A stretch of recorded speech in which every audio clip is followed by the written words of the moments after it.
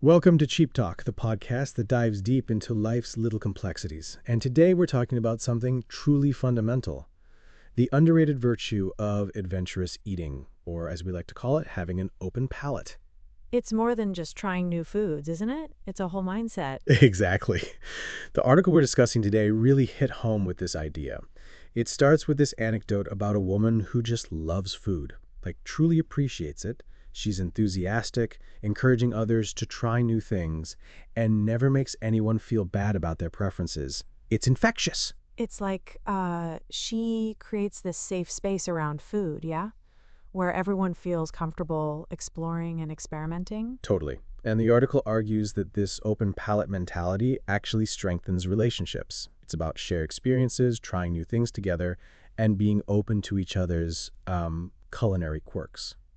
So it's less about the food itself and more about the connection it fosters. I get that. Absolutely. It's like if you can navigate the sometimes tricky world of food preferences together, you can probably handle anything life throws at you. Right, like that saying, the couple that eats together stays together, but expanded to include friends, family, everyone. Ha, I like that. And, the article mentions this psychological concept called food neophobia, which is the fear of trying new foods. Apparently, it's linked to lower levels of openness and extroversion. Oh, interesting. So adventurous eating is actually a sign of a more open personality? That's what the research suggests. And it makes sense. If you're willing to try new foods, you're probably more open to new experiences in general, right? Makes sense. It's about pushing your boundaries, embracing the unknown, both on your plate and in life. I mean, think about it. How many times have you discovered an amazing dish you never would have tried if you'd stuck to your usual? Oh, countless times. I used to hate black truffles, thought they were way too strong. But then I had this amazing black truffle sauce on a soda cracker, and it totally changed my mind. Opened up a whole new world of flavor for me. See? Proof. It's like the article says, our taste preferences are largely shaped by learned experiences. So if you limit those experiences, you're limiting your potential enjoyment. For sure. And it's not just about individual enjoyment. The article talks about how sharing food is a powerful way to connect with others. It's like offering a piece of yourself, inviting someone into your world. I love that. It's intimate almost, and it builds trust too. Like, hey, I'm willing to be vulnerable and try this weird thing with you. It's a small gesture with big meaning, don't you think? Definitely. Think about movies like Green Book or First Love. Food plays such a central role in bringing people together.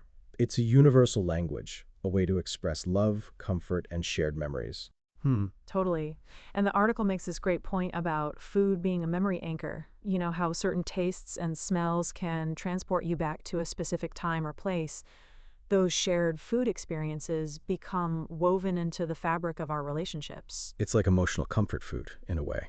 Not just the food itself, but the memories and feelings associated with it. And people with open palates are constantly creating these positive memory anchors, which adds to their overall sense of well-being. It's about making life richer, more vibrant. And that's contagious.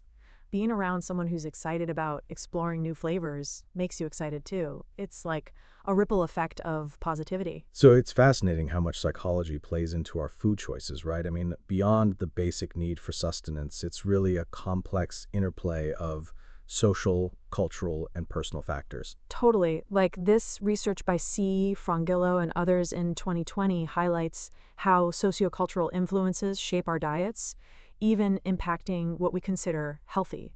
You know, what's acceptable in one culture might be totally taboo in another. Exactly. And then you have things like food neophobia, this fear of trying new things.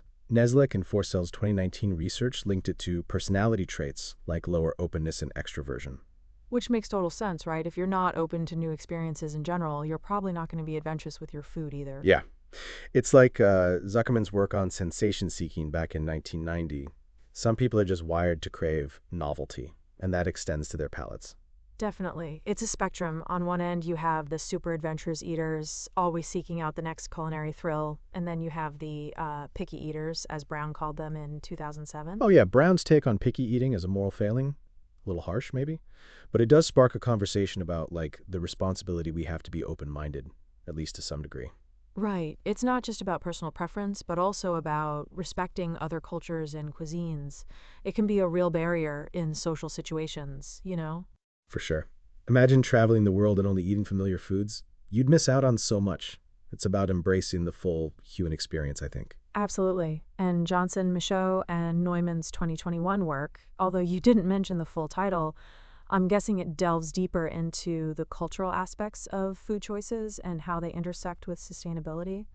That's a really crucial area of study these days. So, picking up on this whole open palette idea, this Johnson, Michaud, and Neumann piece from 2021, it really got me thinking about the bigger picture of food and like how it connects us, you know? Yeah, it's like way more than just sustenance, right? It's this whole cultural, social, almost spiritual thing, Totally. They dive into this concept of commensality. which is basically just the act of eating together, right? Right, but it's like loaded with meaning. It's about sharing, community, ritual, all wrapped up in a meal. They talk about how it strengthens social bonds, transmits cultural values. It's fascinating.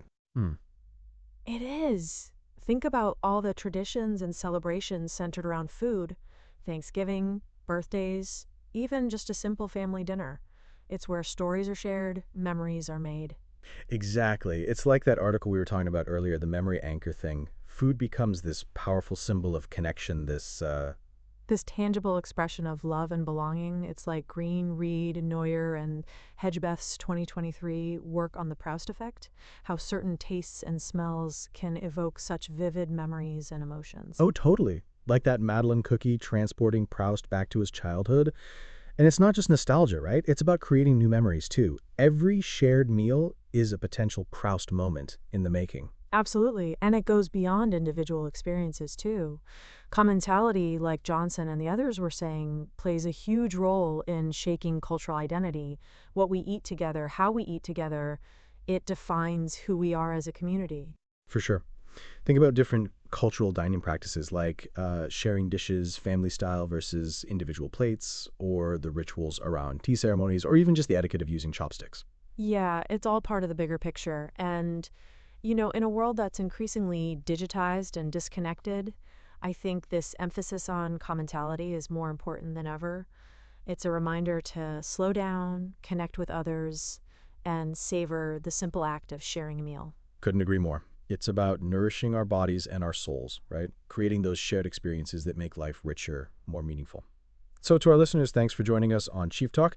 It's been a delicious conversation, and we hope it sparks some food for thought. Until next time, happy eating, everyone. And remember, keep those palates open. Bye, everyone.